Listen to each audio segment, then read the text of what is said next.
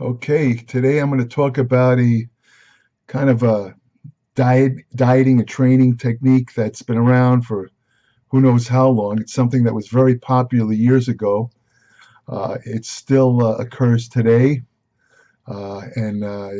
basically what I'm talking about is called bulking up. In other words, purposefully trying to gain weight in an effort to gain increased muscular size and strength. Bruno, how do you bulk up? Do you want to get to like what, 250 pounds to take on the pit bulls? Huh? Well, he's a lover, not a fighter. Anyway, okay, there's Bruno. Anyway, so we're talking about bulking up. When I competed in contests, geez, a long time ago, a really long. I competed in the era of Arnold Schwarzenegger. I've been around a long time. But anyway, bulking up was very common. What we would usually do is about anywhere from 4 to 6 months of the year, we do this thing called bulking up, where we would eat a lot of food in an effort to gain as much size as possible. And as you gain size and gain weight, usually you got stronger. Now, I'm not talking about guys on steroids. I'm talking about guys that were clean, taking nothing, like myself. You just eat a lot of food. Uh, if everything worked out right, you'd gain enough strength where you could put a lot of muscle size on. Of course, you try to minimize the gaining of fat, but when you're eating a lot more calories, especially more calories than you burn in exercise and activity, there's going to be some spillover into body fat. So it was inevitable. I've made a couple of mistakes myself in the early days. I would tend to bulk up too much. I do things like go to these all-you-can-eat places, which really are kind of rare these days. They used to be all over the place. They call them smorgasbords out here. All you can eat, and I would just eat I'd eat like for three people, and I'd put on like 50, 60 pounds in the off season. I'm not going to say it was all muscle. A lot of it was not a lot of it, but a good amount of it was fat. But I would also get enormously strong because I'd really push the weights. I'd take advantage of the added weight. So what is bulking up? Basically, it refers to a progressive increase in the number of calories consumed beyond your body's needs in combination with intense weight training in an effort to gain size. As I said, there's three main phases in bodybuilding. There's the bulking phase, the cutting phase, and the maintenance phase. Now, like I said years ago, we would bulk up about maybe 3 to 4 months out of the year, and then there'd be a cutting phase depending on how close to the contest. For me, I would usually take it anywhere from, depending on how much body fat, it would be anywhere from 2 months to 4 months, even 5 months before a show. I'd start a cutting phase. In other words, I'd go on I'd reduce the calories, mainly reduce carbohydrates. I'd start to see results after about 2 months where the body fat was really down. And then I would kind of like, if you want to call it maintenance, I would try and maintain what I have while keeping as much muscle size as possible. And then, again, I didn't use any steroids. It was just from training and diet. And then as the contest drew closer, I tightened up the diet even a little bit more to try and get my body fat as low as possible. That's the usual technique of the bodybuilders of the 70s and 60s and 70s and even up to the 80s. I imagine a lot of them probably still do something similar today. You still see bodybuilders in the off season walking around really bulky looking. It's obvious that they're bulking up in some way. A lot of these guys do use steroids, though. Bulking up is the muscle gaining phase of that you're meant to intentionally consume more calories than your body needs for a set period. As I said, usually it's anywhere from 4 to 6 months. These extra calories provide your body with the necessary fuel to boost muscle size and strength while weight training. And as I said, it's if you're going to put on 40, 50, 60 pounds, it's inevitable you're going to gain some body fat. There's no other way around it. Again, some guys get worse than others. I've seen some bodybuilding champions that were literally unrecognizable in the off season. I'll tell you a quick story. A friend of mine, Lee Priest, you guys might know Lee Priest, who I consider one of the best short bodybuilders ever. I mean, a tremendous bodybuilder. I remember going to a Muscle Beach contest, and I knew Lee Priest. I know him well, but I'd never really seen him in the off season that much. Every time I saw him, he was in cut up condition for a contest, and he was shredded for a contest. He had vascularity, everything. Anyway, I was walking by, and I see this guy eating a big bucket of Kentucky Fried Chicken, And I'm looking at him. He's like a little fat guy, and he says, "Hey," he suddenly had the Australian accent. "Hey, Jerry." I look at him and thinking, who is this guy? I really didn't recognize him. And it turned out to be Lee Priest. His face was completely round, big cheeks. He had a gut on him.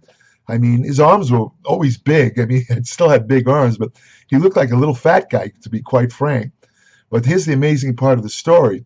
About maybe 2.5, at the most 3 months later, I saw him right before a contest, and he was shredded.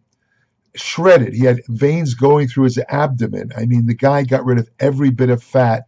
All that fat was gone in 3 months. So he was an extreme example of, kind of bulking up, getting out of hand, but it didn't seem to hurt him. Like I said, he got in shape in 3 or 4 months. I mean, I'm sure there's a lot of genetics involved, and Lee was also a big believer in doing hours of aerobic work to get rid of that fat. He would do something like, over 2 hours or 3 hours a day of aerobics to get that fat down, to get in shape. So he trained hard, he got it down. Now, what about the science behind all this? Well, there was a review in the journal Sports Medicine that was published in 2015. It found that the average calorie intake of bodybuilders during the bulking season was 3,800 per day for men and 3,200 for women. Now, compared to the cutting phase, men averaged 2,400 calories and women 1,200 calories. I think these are conservative. I believe that, in my experience, I know that when I bulked up, I consumed quite a bit more than 3,800 calories. I consumed something more like 5,000 calories a day. There was a guy named Victor Richards years ago, a huge bodybuilder, very thick. I remember him saying that he was eating 10,000 calories a day. So, this is a very conservative estimate here. I might be referring to smaller bodybuilders. The bigger guys, I think, actually consume more calories than that. The so-called experts, whoever they are, they recommend consuming 10 to 20% above your daily weight maintenance calorie needs during the bulking phase. They recommend an average weight gain of 0.25 to 0.5% of your body weight per week. And how should the calories be divided? About 40 to 60% of your calories should come from carbs, preferably unrefined carbs, natural carbs, fruits, vegetables. You can have starches like potatoes when you're bulking up, that kind of thing. About 30 to 35% of your calories should come from protein, and about 15 to 30% of your calories from fat. Actually, I would say 20 to 30%. You don't want to go below 20% fat at any time, because when you go below 20% fat, you're going to cut down your testosterone synthesis. You have to have at least 20% of daily calories in order to maintain testosterone synthesis. Of course, this doesn't apply to bodybuilders using anabolic steroids. Now, what kind of foods should you eat when you're bulking up? Fruits, for example, apples, bananas, berries, grapes, oranges, pears, pineapples, pomegranates, really good. Pomegranate actually stimulates nitric oxide synthesis, so you actually get a better pump when you consume pomegranate. Vegetables to eat: asparagus, arugula, beets, broccoli. Of course, beets are a great source of nitrite, which is converted to nitrates and then converted into nitric oxide. So beets are excellent for bulking up, and also they'll give you a greater pump when you work out. Broccoli contains sulforaphane, which actually inhibits myostatin, the protein that exists in the body that inhibits muscle growth. Collards, cucumber, kale, mushrooms, and pepper. Starchy vegetables you can eat: arrowroot, peas, potatoes, rutabaga, yams are good. You can have some grains. You can eat breads, preferably whole grain bread, cereals, corn, oatmeal, quinoa, rice. I think I always used to eat brown rice. I didn't like white rice. Seafood: cod, crab, lobster, salmon, scallops, shrimp, tilapia, tuna. All those are all fish sources. This is while you're bulking up. For dairy, you can have butter, cottage cheese, regular cheese, milk, yogurt. When I was bulking up, my favorite technique was to drink, I think it was, if I remember correctly, 4 quarts a day of raw milk. Out here, it was a big thing back then. When I competed, raw milk was very popular. There's a dairy called Altadena. I used to drink about a quart of raw milk at a time. When I was bulking up, I drink 4 quarts a day. I would also drink something called kefir, which is kind of like a liquid yogurt. I remember I used to like the peach flavored kefir. It's very tasty, kind of like a little slight sour taste. I would drink about a quart of that. That was my main bulking food actually. The milk, kefir, and cottage cheese. Those are my main bulking foods. You could also, when you're bulking up, of course, eat meat, poultry, turkey, chicken, eggs, ground beef. Uh, they say skinless chicken, but I mean, the skinless chicken, I mean, you don't really have to worry much about fat if you're bulking up. I mean, it's pointless to eat skinless chicken. You might as well eat the skin on the chicken if you want. You don't want to eat fried chicken, though. It's not good for you. It's just very unhealthy. You can have steak, turkey, whole eggs are good. No egg whites, whole eggs. Forget egg whites. Egg whites are a joke to eat egg whites alone. That's ridiculous. That makes no sense at all scientifically. Legumes, you can have black beans, chickpeas, lentils, lima beans, pinto beans. You can have nuts and seeds, almonds, chia seeds, flax seeds, sunflower seeds, walnuts, peanuts. You can have almond butter, peanut butter, avocado, canola, and olive oil. I would say to stick with the extra virgin olive oil if you can have olive oil. You can have some beverages. Don't add sugar to them. Coffee, diet soda, unsweetened tea. Of course, you can use natural sweeteners like stevia. That's my preference. I like stevia. I try to avoid aspartame and the other one. I forgot what it's called. It's, sucrose. I'm sorry, sucralose, because it's kind of up in the air. Those artificial sweeteners may or may not affect the intestinal microbiome, which is the population of bacteria residing in the colon that imparts tremendous health benefits. I kind of side on I go with the caution to kind of avoid artificial sweeteners until the final word is in. So I prefer a more natural sweetener like stevia, which itself offers a number of health benefits, which I'll be writing about in my Applied Metabolic News. A lot of surprising benefits offered by stevia, by the way. You can have some beverages with added sugars. You can have a little bit of sweetened coffee. You can have milk. You want to avoid consuming alcohol and excessive refined sugars. Now, as far as the training goes, that covers the diet. And of course, supplements, of course, you can take. I recommend always a vitamin mineral just to cover the nutritional needs of essential nutrients, vitamin mineral. I myself use one made by Life Extension called 2 a day. It's a 2 capsule a day, and I take 2 capsules at the same time, just once a day. You can take that. Of course, you can take, if you want a little bit of extra C, is always good. You can take vitamin E. If you're lifting heavy and you want to help to prevent injuries, you might want to consider a hydrolyzed collagen supplement. Creatine is very good to use when you're bulking up. And if you're really eating a lot of food, honestly, you don't really need any kind of protein supplement. But if for some reason you just can't down a lot of protein, you just can't eat a lot of chicken and eggs and steak and all that crap, a protein supplement would be very useful. I recommend whey protein isolate as the protein, or you could take a straight casein supplement. If you train at night, take it after you work out, about an hour before sleep. And the casein will impart some additional anabolic benefits while you're sleeping. Casein protein, which is the major protein in milk, 80% of the protein in milk is casein. The amino acids are released over a 7-hour period. So consuming casein is like taking a slow-release protein. It's very good for anti-catabolic effects in muscle. And again, related to the training, you want to try and, again, the emphasis on heavy lifting. This is the take advantage of the weight gain by lifting heavy. Squats, deadlifts, heavy benches, heavy inclines, barbell curls, basic exercises. I mean, you could throw in a couple of isolation exercises, tricep extension type of thing. You want to train your biceps. You want to train all your muscles, but you want to focus on the major muscle group exercise that work more than one muscle at a time. Again, like squats, bench presses, deadlifts, bent over barbell rows. And you could do 1 or 2 isolation exercises just to top it off. But the emphasis is that you want to train as heavy as you can to take advantage of the added body weight, to push the weight, build the muscle. And the trick is to maintain as much muscle as possible when you start to cut down. So again, you want to build as much muscle as possible. and then you want to gradually, when you start to kind of segue into a contest phase, you want to cut the calories back gradually. You don't want to do an extreme thing where you go from eating, let's say, 5,000 calories to 2,000 calories. That's too much of a shock. It's going to cause a lot of muscle loss, especially if you're a natural, if you're not taking any steroids. So I'd say when you stop the bulking phase, cut back on your calories gradually. Maybe let's say 300 calories a week.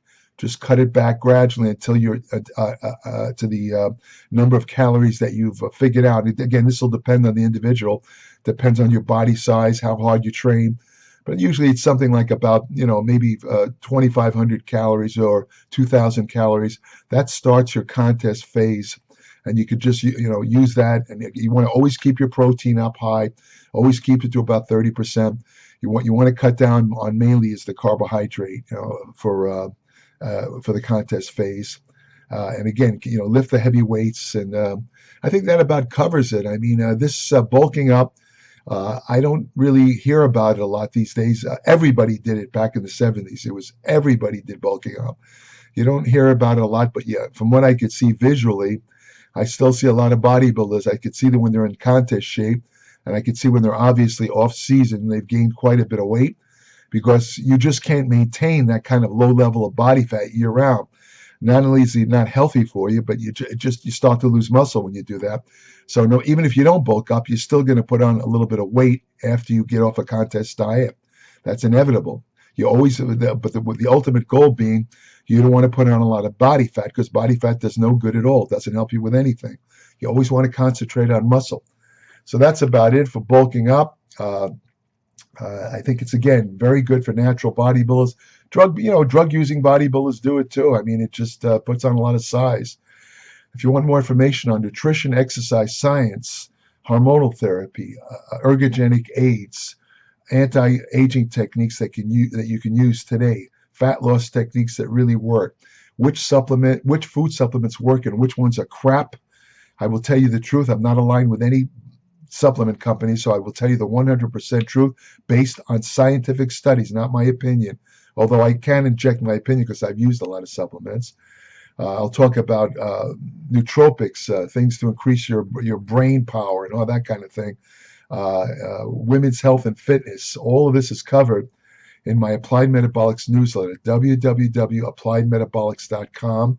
So I suggest you subscribe today. When you subscribe, I'll send you an invitation to join my private Applied Metabolics Facebook page, where every day I post new information on nutrition, exercise, and general health and medicine. Every day there's brand new stuff on there. It's only for current subscribers.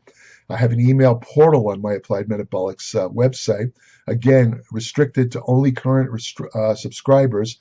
I don't answer unsolicited questions. For that, you'd have to do a consult with me, and I have to charge you for that. I'm not gonna. I don't have time to answer unsolicited questions. I just will ignore them. Now, you're welcome to leave comments under my videos, including suggestions for future videos.